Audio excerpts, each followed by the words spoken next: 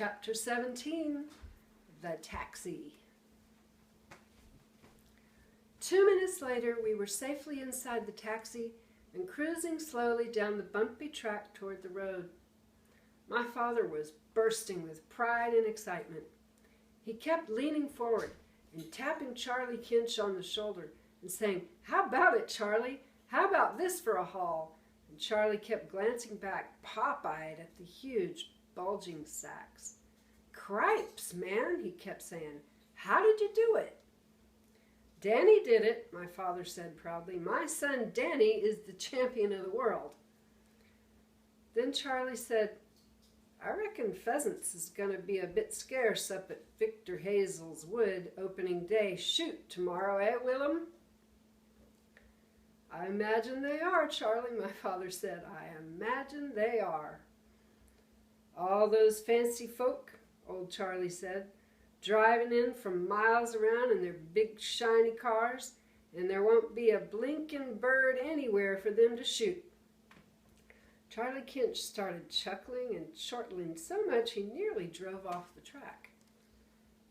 "Dad," I said, "what on earth are you going to do with all these pheasants?" "Share them out among our friends," my father said.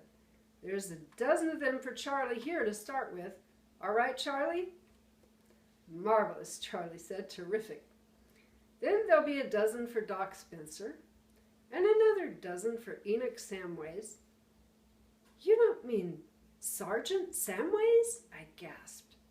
"Of course," my father said. "Enoch Samways is one of my very oldest friends." "Enoch's a good boy," Charlie Kinch said. "He's a lovely lad." Sergeant Enoch Samways, as I knew very well, was the village policeman. He was a huge, rather plump man with a bristly black mustache who strode up and down our high street with the proud and measured tread of a man who knows he's in charge. The silver buttons on his uniform sparkled like diamonds, and the mere sight of him frightened me so much I used to cross over to the other side of the street whenever he approached. "Enoch Samways likes a piece of roasted pheasant as much as the next man," my father said. "I reckon he knows a thing or two about catching 'em as well," Charlie Kinch said. I was astounded, but I was also rather pleased because now that I knew that the great Sergeant Samways was human like the rest of us, perhaps I wouldn't be so scared of him in the future. "Are you going to share them out tonight, Dad?" I asked. "No, not tonight, Danny, no. You must always walk home empty-handed after a poaching trip. You can never be sure Mr. Rabbit's or one of his gang isn't waiting for you by the front door to see you're carrying something." "Ah, but he's a crafty one, that Mr. Rabbit's is," Charlie Kinch said. "The best thing is to pour a pound of sugar in the gas tank of his car when he ain't looking. Then he can't ever come snooping around your house later on. We always made sure to give the keepers a little sugar in their tanks before we went out on a poach. I'm surprised you didn't bother to do that, Willem, especially in a big job like this one." "What does the sugar do?" I asked. "Blimey, it gums up the whole ruddy works," Charlie Kinch said.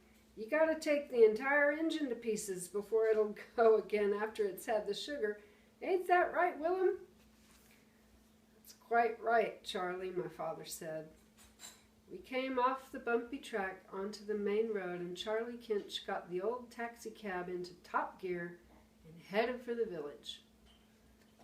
"Are you dumping these birds at Mrs. Clipstone's place tonight?" he asked. "Yes," my father told him. "Drive straight to Mrs. Clipstone's." "Why Mrs. Clipstone's?" I asked. "What's she got to do with it?" "Mrs. Clipstone delivers everyone's pheasants," my father said. "Haven't I told you that?" "No, Dad, you haven't," I said, aghast. I was now more stunned than ever. Mrs. Grace Clipstone was the wife of the Reverend Lionel Clipstone, the local vicar. Always choose a respectable woman to deliver your pheasants, my father announced. That's correct, Charlie, isn't it? Mrs. Clipstone's a right smart lady, Charlie said. I could hardly believe what they were saying. It was beginning to look as though just about everybody in the entire district was in on this poaching lark. The vicar is very fond of roasted pheasant for his dinner, my father said. Who isn't? Charlie Kinch said, and he started chuckling to himself all over again. We were driving through the village now. The street lights were lit, and the men were wandering home from the pubs, all full of beer. I saw Mr. Snoddy, my headmaster, a bit wobbly on his feet, and trying to let himself in secretly through the side door of his house. But what he didn't see was Mrs. Snoddy's sharp, frosty face sticking out of the upstairs window watching him. You know something, Danny, my father said. We've done these birds a great kindness, putting them to sleep in this nice, painless way. They'd have had a nasty time of it tomorrow if we hadn't gotten to them first. Rotten shots, most of them fellows are, Charlie Kinch said. At least half the birds finish up winged and wounded. The taxi turned left and swung in through the gates of the vicarage. There were no lights on in the house, and nobody met us. My father and I got out and dumped the pheasants in the coal shed at the rear. Then we said goodbye to Charlie Kinch and began to walk the 2 miles back to the filling station.